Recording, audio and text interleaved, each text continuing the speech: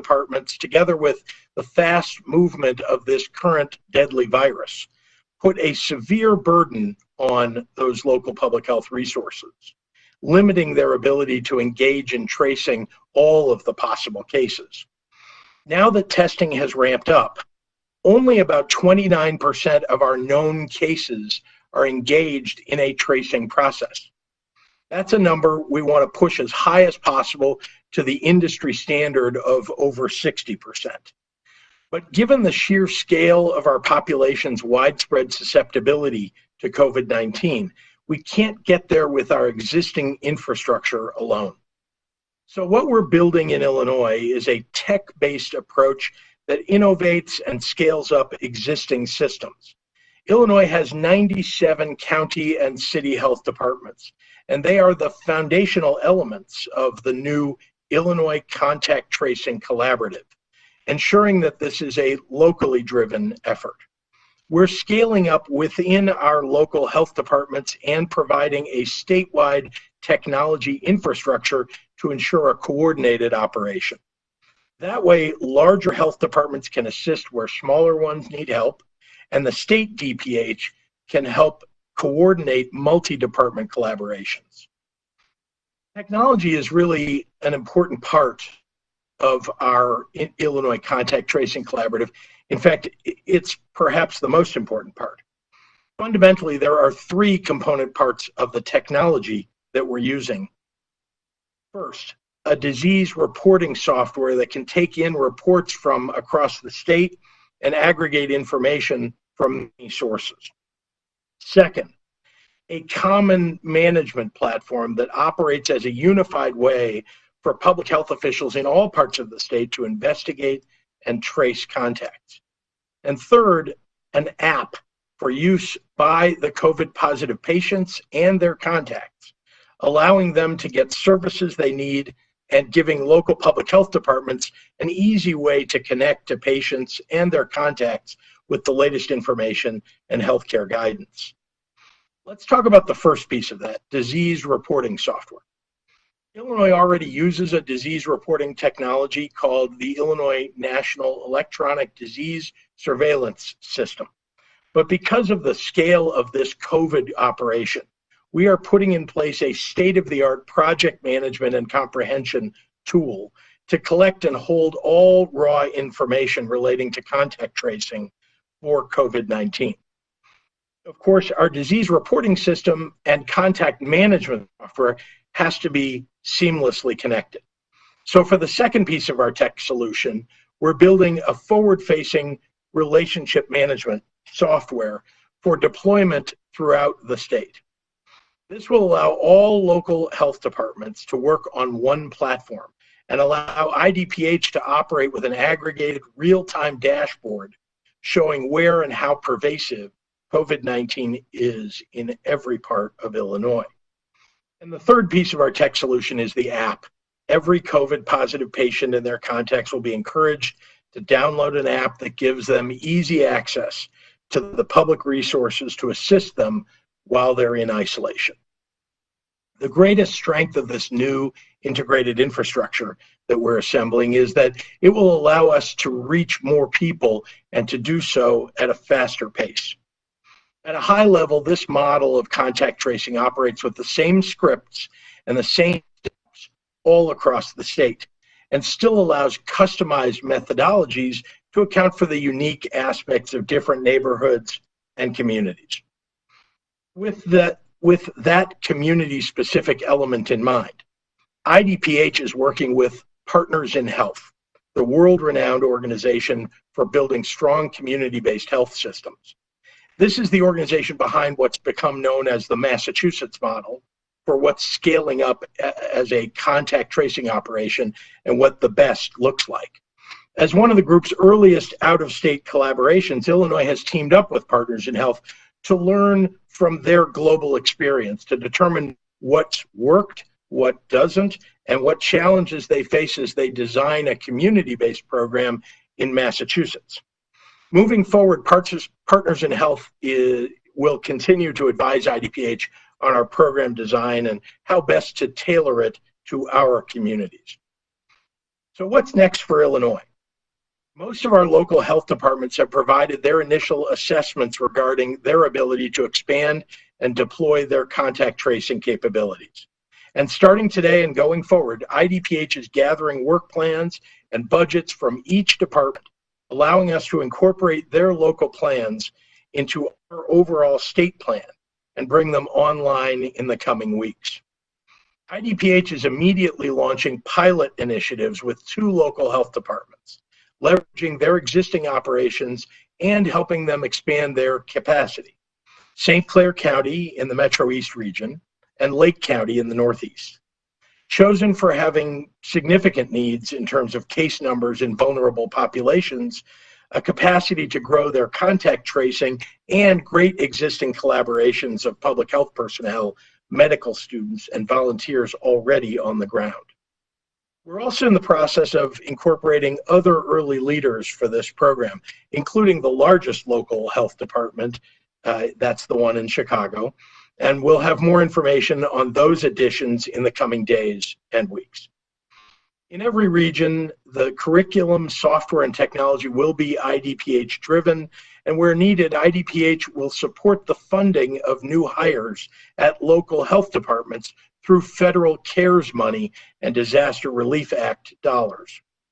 As hires will be made locally, not through IDPH, compensation is determined by health departments in accordance with average rates in that region. That said, anyone who's interested in becoming a contact tracer can right now submit their information through IDPH, which will deliver names and resumes to the relevant local health departments. That interest form can be found on the IDPH website at dph.illinois.gov/COVID-19. Again, that's dph.illinois.gov/COVID-19. Thank you for listening, and I don't see that Dr. Ezike has joined us. Is Dr. Ezike on the line yet? If not, I'm going to turn it over to Dr. Duffus, who will talk more about the design of this program and the metrics that we're looking at going forward. We'll go to Dr. Ezike first. She is on the line. Oh, great. Thank you. Sorry, Governor. Sorry for the technical difficulties. Good afternoon, everyone. I will start with numbers, and then we'll talk a little bit about some medical care needs. So since yesterday, over the last 24 hours, we are reporting 2,294 new individuals with COVID-19. We now have a total of 96,485 confirmed cases throughout the state of Illinois, and that encompasses 100 of our 102 counties. We also, unfortunately, are reporting over the last 24 hours 59 additional fatalities, which brings our total fatality number to 4,234.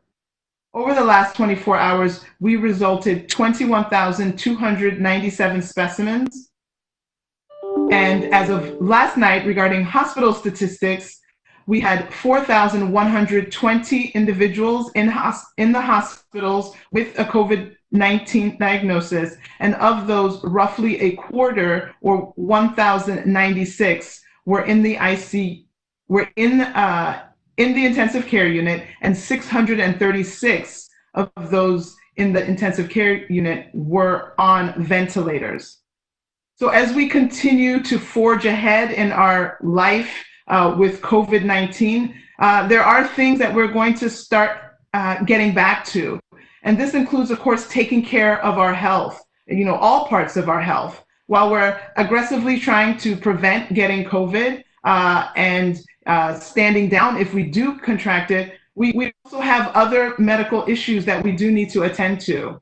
I know there may be some fear about being exposed when we try to seek medical care for other issues, but we do need to prioritize our well care visits, whether it's our children's well care visits, whether it's going for a screening mammogram or other important screening or diagnostic tests. We have to remember that these health visits are important and they are essential, if you will, and they can't be put off indefinitely. And we know that COVID is not going anywhere anytime soon, so we need to make sure we prioritize these important medical procedures and events. So I urge you to talk to your healthcare provider and learn about what your provider's office is doing to protect the patients as they're coming into the facilities. They can let you know all the steps that they have taken to help you stay safe, to help keep their staff safe during your visit. Again, with the time that has elapsed since the beginning of our relationship with COVID to now, we now have a lot of information that has translated into important mitigation steps and additional steps to keep us safe as we try to take care of our health and visit our medical providers. If you have specific questions or concerns, call your healthcare provider.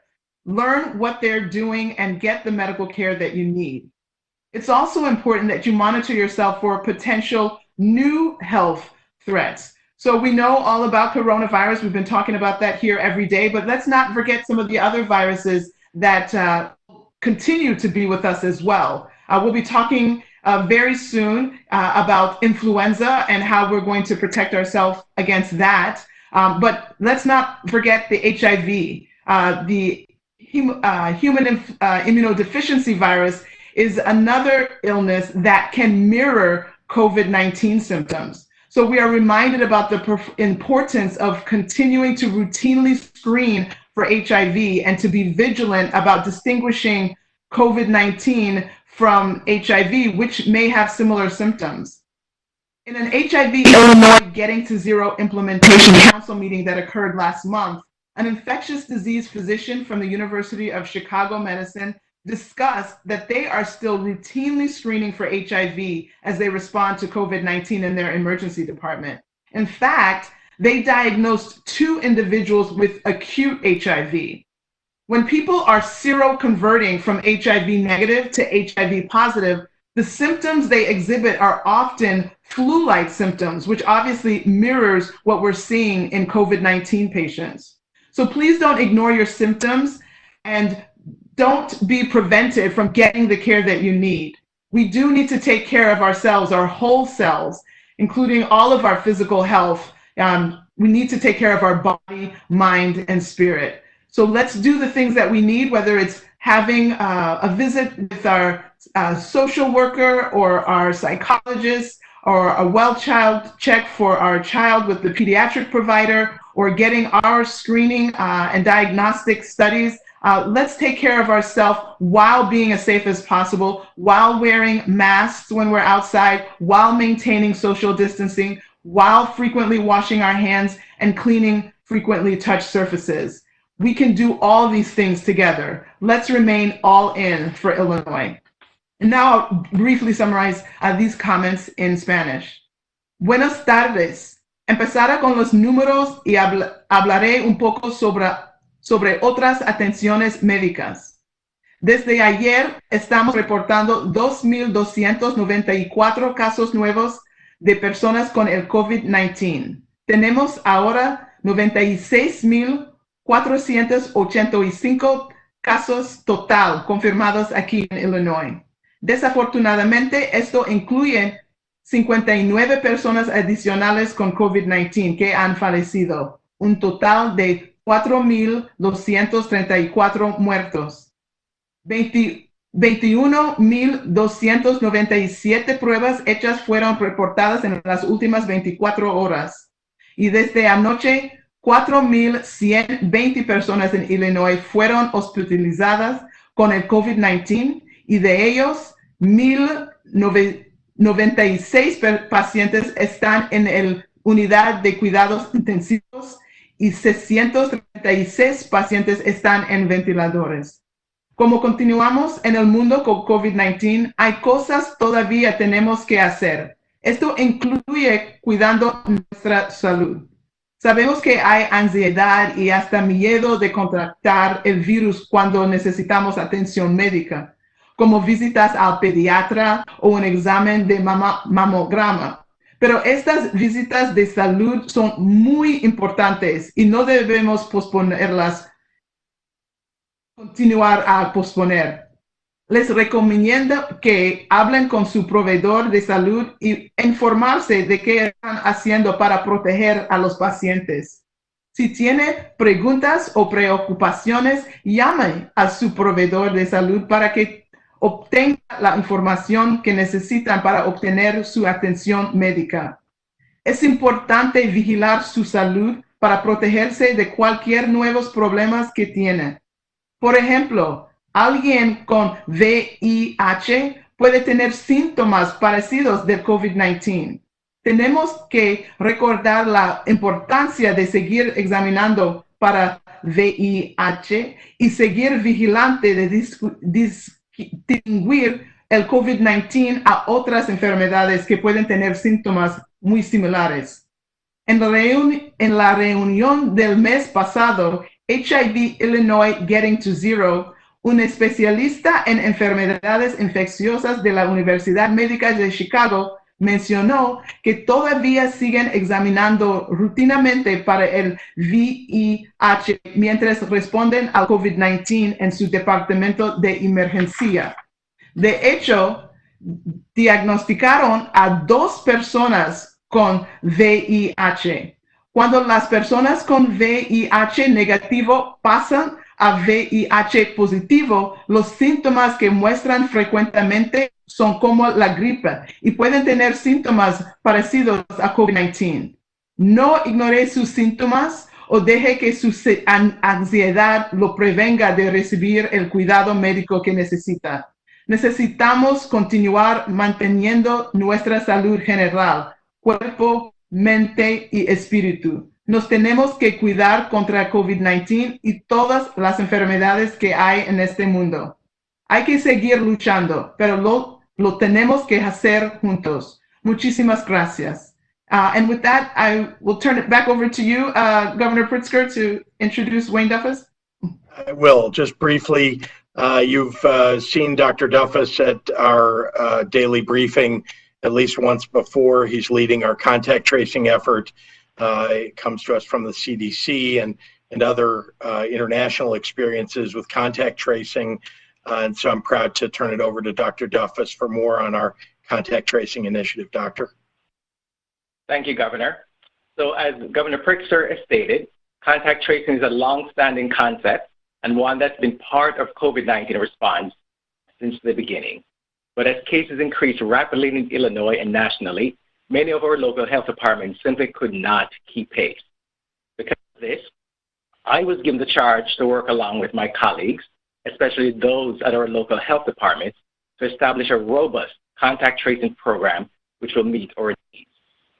At the state level, we've organized ourselves into a contact tracing work group and sub-work groups, and we're in the process of reaching out to the local health departments to join these subgroups. These subgroups will meet daily to provide direction and coordination, determine operational needs, example, needs for laboratory resources, staffing, and finalize the technological aspects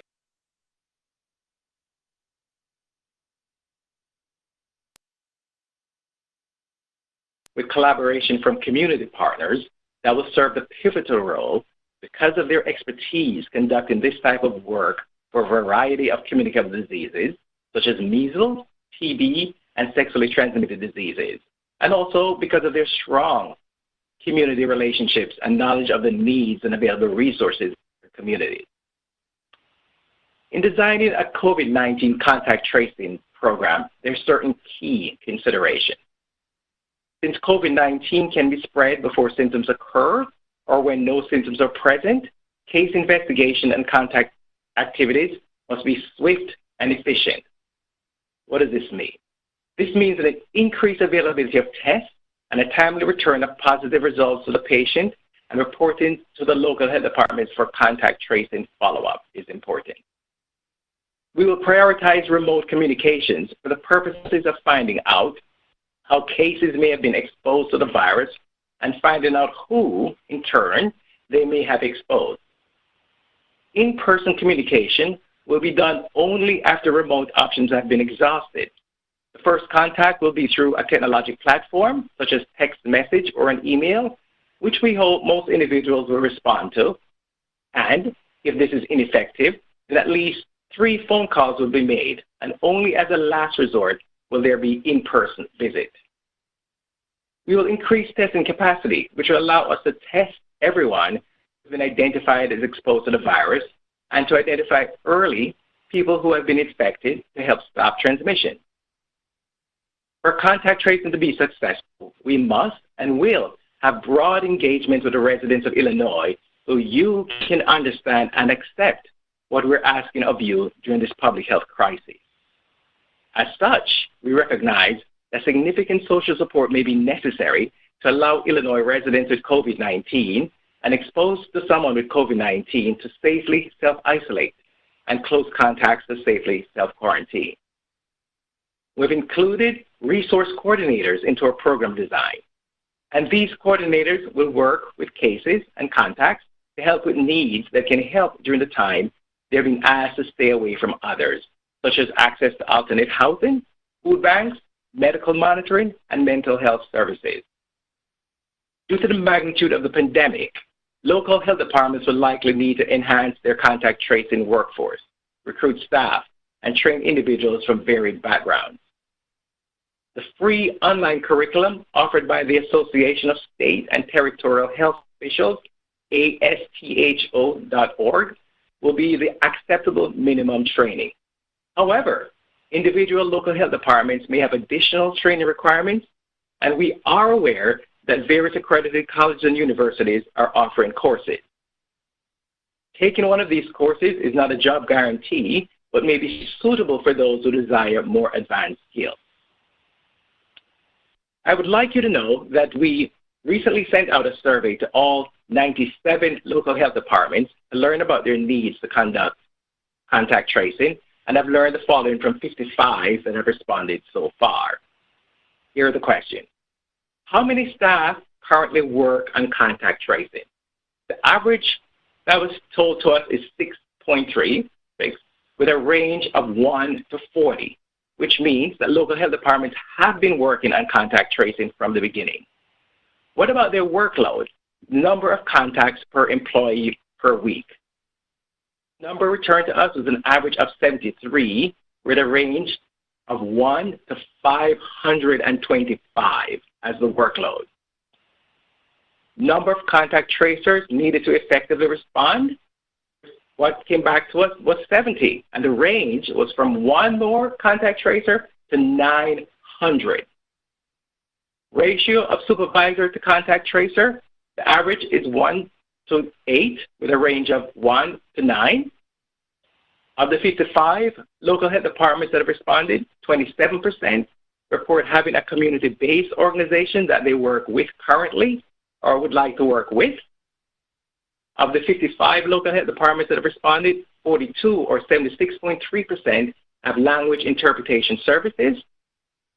And finally, of the 54 that responded, 45 or 83% currently have a staff that can link cases to resources. So these are just an example of some of the questions that we've asked. There are many more that once we get a response from all 97, we'll report out to you. But I want to just to reinforce that the local health departments have been working in contact tracing from the beginning, that they do have resources that's been geared towards contact tracing, but this has been overextended because of the volume of cases that we're getting, that it's hard for them to keep up, not just in Illinois, but nationwide, as we've been hearing on the news. And this program is dedicated to scaling up rapidly. IDPH has communicated to the local health departments to start today to immediately use this information to draft their work plans and budget requests.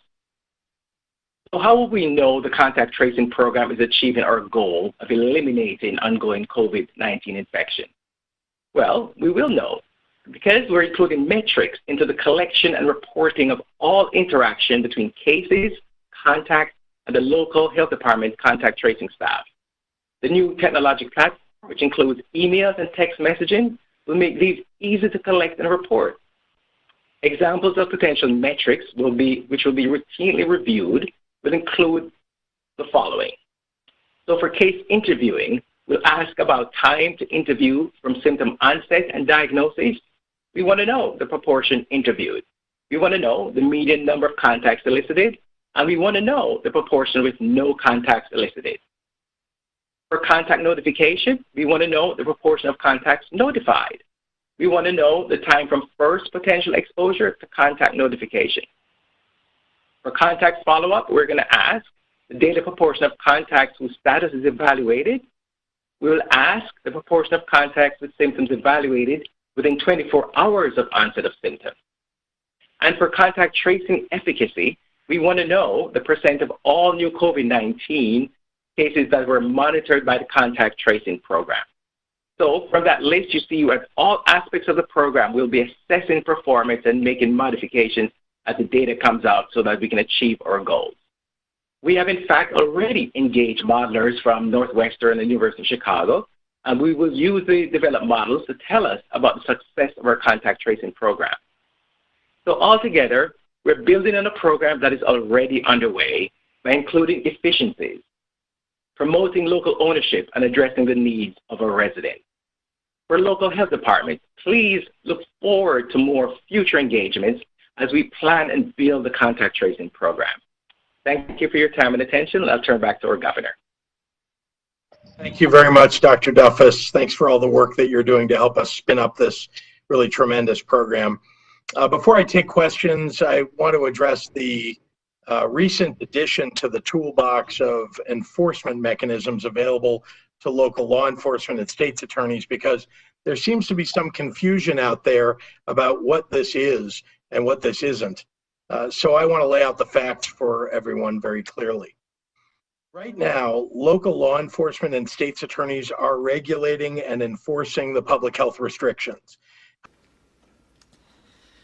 Good afternoon, everyone, and thanks for being back. This place seems kind of quiet after last week in here, but good to see everybody back. I hope everyone enjoyed the weekend and was able to get outside a little bit this weekend. On Friday, we traveled to Kansas City area to visit the Ford assembly plant in Claycomo, and it was impressive to see what Ford has been doing, and Ford Motor Company issued a return to work manufacturing playbook for the reopening of its manufacturing plants and other facilities that we had the chance to see these new policies in action. I just want to go over some of the new procedures they had. It was kind of interesting, but the daily COVID-19 survey and non-contact temperature scanning prior to entering the facilities is something all their employees have to go through. Daily cleaning and disinfection of the workstations and common areas. They had guidelines and recommendations for social distancing inside and outside the workstations. And then the appropriate use and application of PPE were required. Ford also has designed measures to control the flow of people entering and exiting the facility. Over 7,000 employees work at Ford's Kansas City assembly plant, and it was impressive and encouraging to see the steps Ford has taken to hold themselves accountable and to ensure its workers and customers are healthy, safe, and protected. Many other companies and small businesses across the state have also stepped up to assist and implement new health and safety measures. And I'm so proud of Missouri and the people of this state for what they are doing. And I want to thank them for their efforts, and that is the reason we are recovering here in the state of Missouri. The economy is reopening.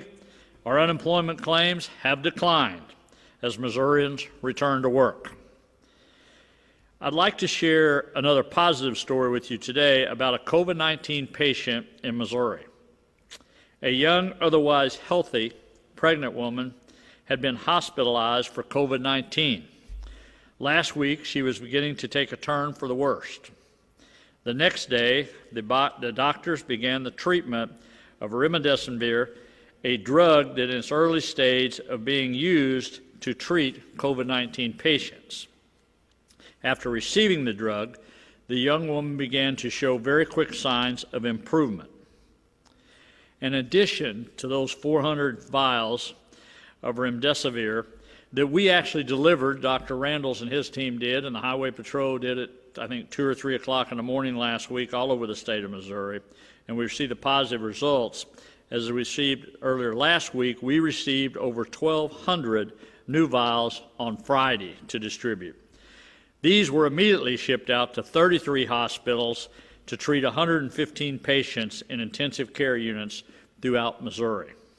And again, this is all very positive news, and we continue to be hopeful for the future.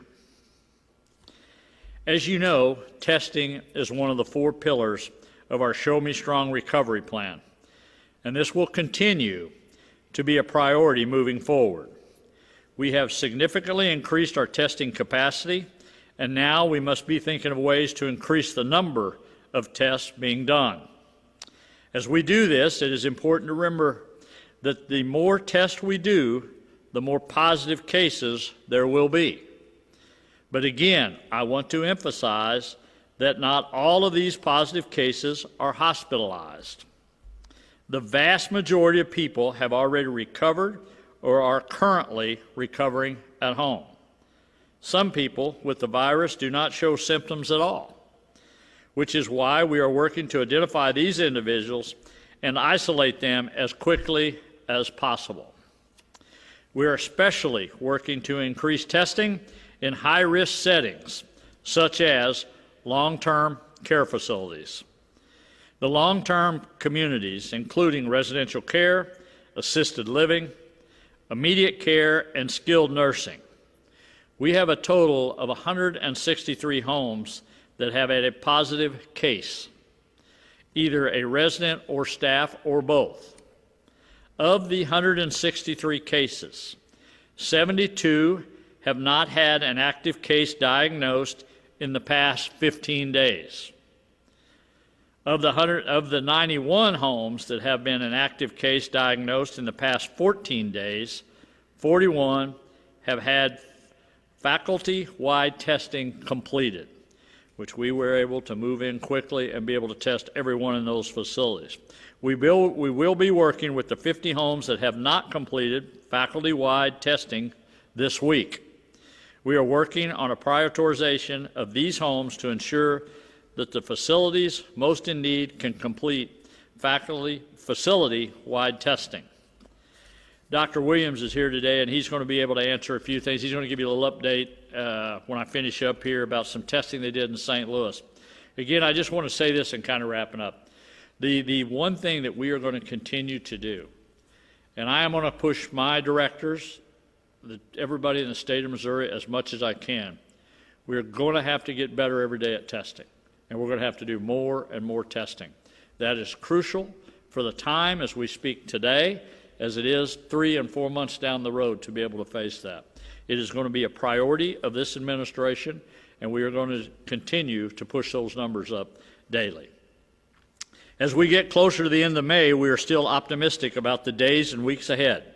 However, I want to remind everyone that we must still be very cautious and proactive. Much of Missouri has reopened, and even some of our urban areas, such as St. Louis and Kansas City, are beginning to lift restrictions. This is a good thing.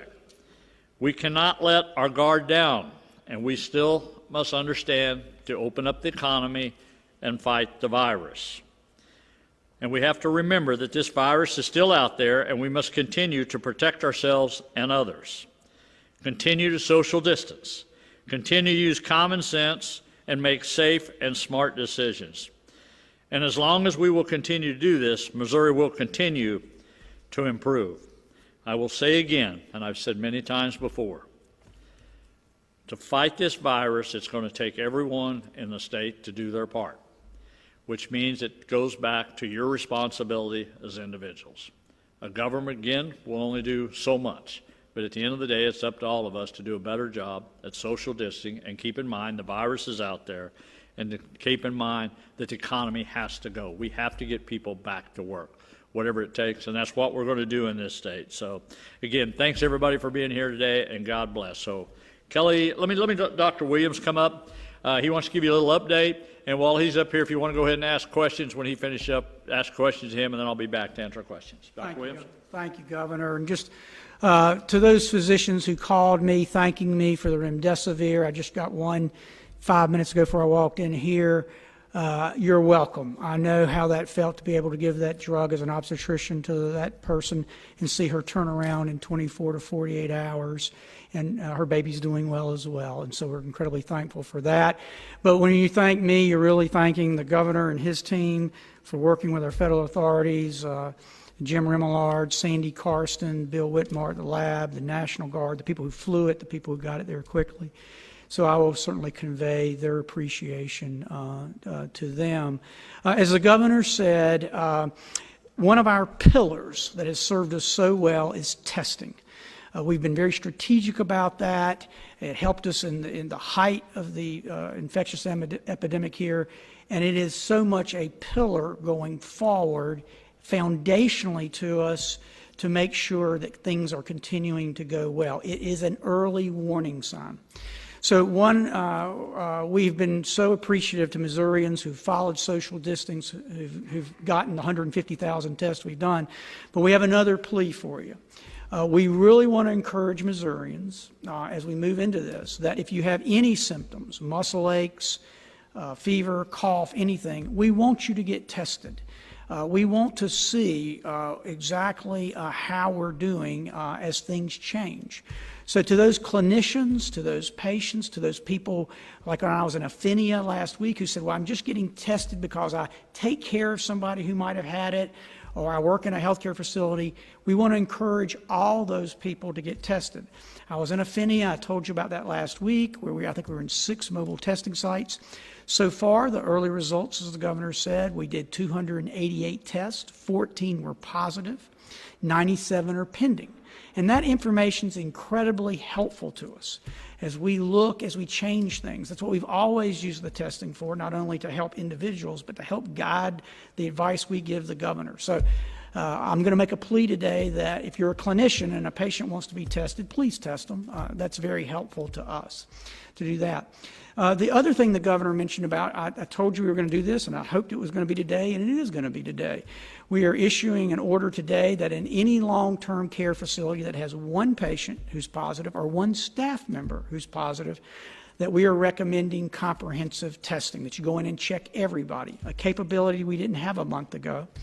But as the governor said, there are 50 facilities right now that meet that definition as of today. So we worked all weekend, we're working today to go in and test everybody. And so that's our boxed-in strategy, which we think will serve us well. But we're kicking our testing into another gear, and that's around what we call prevalence testing. And we did a small group of that about 2 weeks ago where we checked 3,000 people. But these, again, are where we're kind of putting out, for lack of a better term, kind of triggers or alarms to see what's going on. So to all those people who agree to do that, we thank you. And then the third one is Sentinel testing, and that's the most important. We've learned from this, as I've told you before, certain groups are at high risk, and one of those are clearly our long-term care facilities, our jails, our prisons, our meatpacking plants. So going forward, we're going to ask many Missourians to agree to be tested as Sentinel testing, and we're going to do a lot of that because we want to see if anything's brewing, if anything's trying to kind of kick up. So that starts today. We will be doing that in a very large way. The governor and I were just talking. It was his idea, but I told him I was going to take it. It's also kind of like building a muscle. As we do this testing and we get out there, that may serve us well going forward in the fall and the winter. So it was actually the governor's analogy, but I told him I was going to take it. And I think it's a great one, is that it enables us to get into that habit of testing and using that. Kelly, I'm happy to answer any questions. Any questions for Dr. Williams? Hi, Dr. Williams. Hey, Philip. I'm over here. Oh, Philip. Hey, y'all. That's pretty good. Are we still at a capacity of 8,800 tests a day, or has that increased anymore? I looked at it. We are getting close to about 8,000 to 9,000 a day. One thing that's been added is many of the hospitals are using their own Cepheiad and other machines to do pre-op testing. And so I saw the latest projection would be about 10,000 tests a day, I think, in another week or so. But right now we're hovering right around 8,000, heading toward 9,000. And when you say you'd like to expand Sentinel testing quite a bit, does that mean every such facility, like every long-term care facility, every meatpacking plant? Yeah, we're looking at that. I mean, we're in conversations with them. We have 162 long-term care facilities and about 12 to 13 meatpacking plants, and we're very much in conversations with them what periodic surveillance would look like through the summer. Yes. So those are all such facilities, not just the ones that have cases? Yes, going forward, that would be all such facilities, absolutely. Dr. Williams, we've hit the 2-week mark since Yes. the statewide stay-at-home order Yes. has been lifted. Do you expect the coming week to be any different in terms of what you're seeing, reflective of the fact that more people are out? Yeah, it's a great question. We're thankful. I looked at the numbers this weekend. For 2 weeks, we've been trending under 200. And so we're thankful for that. And as you know, there's usually about a 2-week lag. So, I'm optimistic. I really am. I feel good. As the governor said, I think Missourians have been great about social distancing. And so, obviously, we have more people who are on the 16th, on today from St. Louis and Kansas City and others who will be moving away from those orders. And so, as the governor always says, we watch it daily. We watch it like a hawk. And so, but I am optimistic. And one other question. I believe the governor said 115 patients have been treated with the remdesivir who are in ICU. Mm-hmm. Any word if they have shown improvements? We had a call on Saturday with all the ID doctors. I think that's the 10th one in a row we've had. And I'm trying to remember, anecdotally, there were some cases of people who've gotten better. But the one that clearly stood out was the young woman who's with her baby that was delivered by emergency C-section. That one, and then I just got a call from Kansas City. But to your point, we will gather that data. We'll look at that, and we have another call this Saturday, so we'll be getting follow-up on that as well. Hi, Dr. Williams. Yes. So Boone County had, on Sunday, had a large jump just in relative to what we've seen in the past month for cases. Is that number concerning at all, or what number should we start being concerned if we see a large spike in certain counties? Well, the first thing we always do is we immediately drill down on what explains that number. And when you have an increase like that, the first thing you think of is a congregated facility, whether it be a jail or long-term care facility or whatever. I'm not familiar yet, and I will this afternoon, what happened in Boone County. But that's the first thing we look at.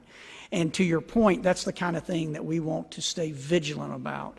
Is there's a difference to us between 4 patients who didn't know each other who got positive versus 4 patients in one facility. We interpret those differently. So, but to your point, we're watching those very carefully.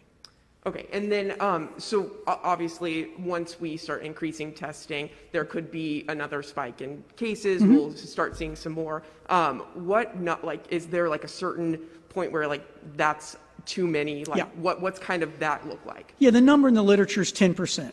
We would like to see a positivity rate less than 10% with our testing, and that's a federal kind of guideline as well. We're there in Missouri. We're less. As a matter of fact, if you look at our most recent testing, I've seen numbers on days of like 4%, 5%. Our state lab will always be a little bit higher because it's a kind of a selected population, but 10% is the number we kind of keep a close eye on, both regionally and statewide. Hi, I have a couple questions about antibody testing. Yeah. So what does the future of antibody testing look like in Missouri? Is it going to be the box-in strategy where you test everyone in a meat packaging plant, or can anyone get an antibody test? Yeah, so I looked at those numbers this morning. To date in Missouri, not through the state health lab because we're not up and running yet, there have been about 12,000 antibody tests, of which 296, I think, have been positive. Check with Lisa on that number. I may not have that exactly right. But it's that it was 200 something out of 12,000. So we know that going forward. Those are presumptively positive. We don't count them in our data that you hear on our website. We treat them differently. And so that kind of gives us an idea about that, realizing we check those 3 weeks after you've been tested positive with the PCR test. So to your question, how will we use that antibody testing going forward? And I think what I think is going to happen, and we talk with a lot of county commissioners who are interested in this, I think its first utilization is going to be really around healthcare workers and first responders who've been through this spring and are curious whether or not they were asymptomatic or what they had was. So I think that'll be the first utilization of it.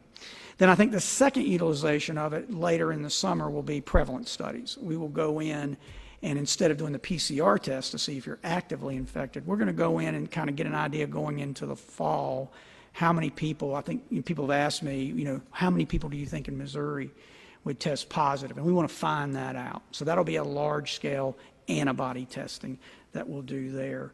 And then at some point, we think it probably also has some utility for our congregated facilities like prisons and meatpacking plants and others. And I've been in conversations with those people.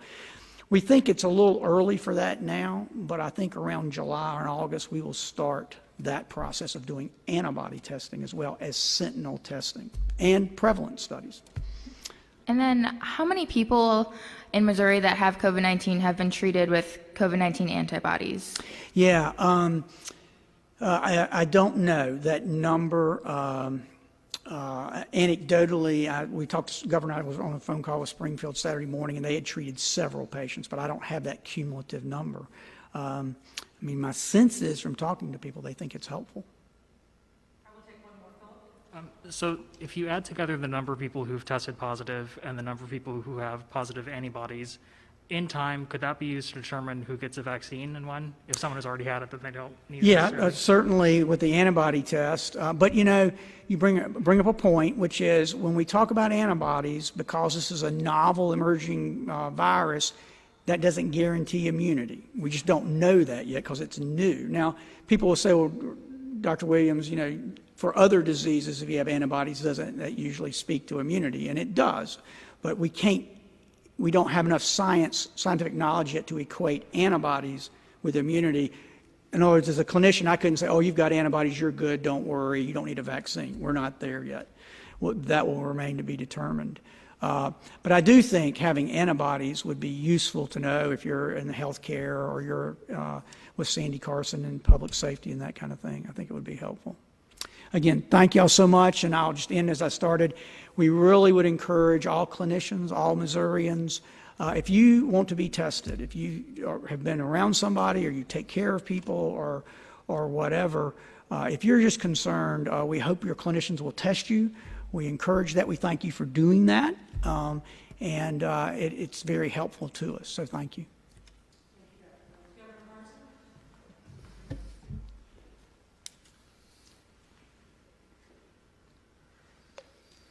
Good afternoon, Governor. Two questions for you. One, looking back at Friday with what was passed through the legislature, are there any bills that you know for sure that you will sign?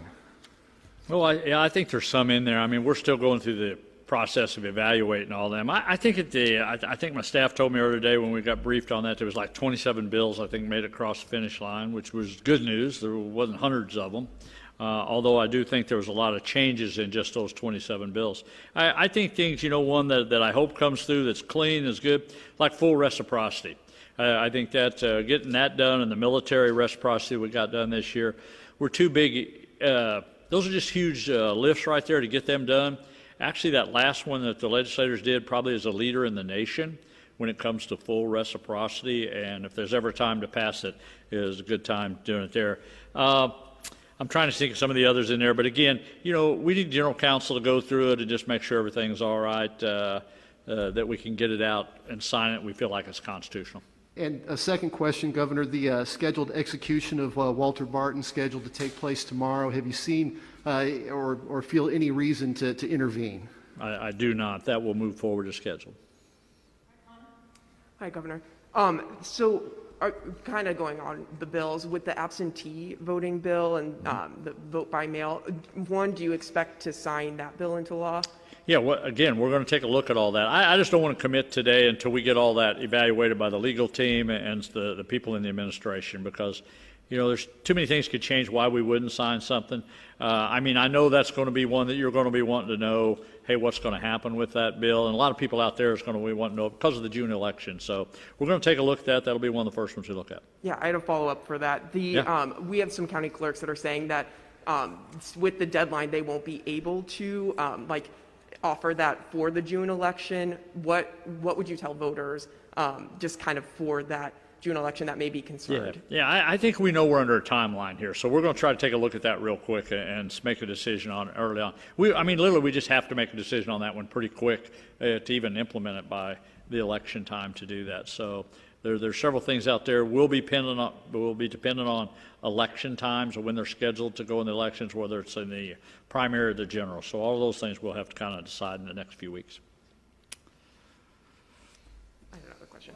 Yeah, sorry, just about the Dr. Williams mentioned the order for testing of like the Sentinel testing. What could you kind of explain a little bit more about that, or do you have any idea? Because you mentioned testing is so important. Yeah, look, we got to do as much tests as we can right now. Frankly, one, because we know more now and we know how to do a lot more testing, such as boxed-in testing that we talk a lot about, nursing homes, St. Louis region example, which still having troubles up there. We got to be able to figure out how we do a better job up there, and we are doing a better job. But we need to be able to really start evaluating people out there on the Sentinel testing, where you just go out there and evaluate people from across the state that want to be tested, that want to do that. And really, there's a short-term advantage to that and then a long-term, because we know flu season is going to be starting up here in September, October. Now, that sounds a long time away from what we've been going through, but the reality is it's 3 or 4 months away, and we got to be prepared for that and to see where we're going. So as much information we can have between now and then, I think one's going to help the people of the state to be able to understand more and more about COVID-19, and again, to know the difference between flu and the coronavirus. And so all the testing we can do, and we can identify the people that's had it, will help us, and it'll help everybody down the road, especially with school starting and everything. So, there's kind of two parts to that testing, but the testing is just valuable. I mean, we just got to do a better job of that, and we're going to do that, because, I think it's very important for the people of the state. Hi, I just want to circle back to something you brought up last week about domestic violence being up. I know there wasn't a lot of statistics last week. Do you have any new information about that this week? Yeah, well, I think that's something we're watching on the domestic violence. The longer the stay went on in different areas of the state, things like that increased. The mental health issues increased somewhat, suicides. All of those things started increasing a little bit. And you can understand domestic violence. The child abuse, went way down. Well, that's a concern to all of us. What happened there? I want to say I'm optimistic to say, well, I hope it's just down that much. But the realistic side of me thinks, hey, there's a reason for that, and we need to make sure to protect people. So I think those are all concerns that we know are out there. Again, you just can't give all your attention to this virus and forget about all the other things it's creating. When you look at all the other things, whether it be the economy, whether it be the healthcare system, all of those things we're going to have to deal with. Are you moving any additional resources into investigating any of this at all? Well, right now we depend on the information where it comes in. For whatever region of the state, we're probably reaching out those law enforcement issues up there, different people like that, the mayors that we have discussions with weekly. We try to find out, hey, what is spiking that? And I think right now we're all trying to figure that out. We kind of assume because everybody's been at home, maybe that's what's creating it. But I don't know. Maybe it's the frustration of the day. Maybe it's just the pressure of not having a job. Things people are going through in their personal lives is what creates that. But, the sooner we can find that out, the sooner we can address it. But I know one thing, letting it linger on and on is not a good policy for the state, for anybody. As part of the new expansion of testing, is every offender and every staff member in the correction system going to be tested as well? That'll be up to the directors how we do that. We know that's out there. Look, we're going to be extremely aggressive on testing in the state of Missouri. More than we've seen so far. Again, I met with my directors today and basically give the guidelines that we're going to pick up the pace here, and we're going to even put more emphasis on it, and we're going to put more resources in it. So whether it's the Department of Corrections, the state workers, it's people that go to church, it really doesn't matter to me. It just matters, hey, we need to get some people tested, and the ones that want to be tested, we want to provide that test for them. And we're going to work awful hard to make sure that happens. Thank you. Thanks, everybody. Thank you very much.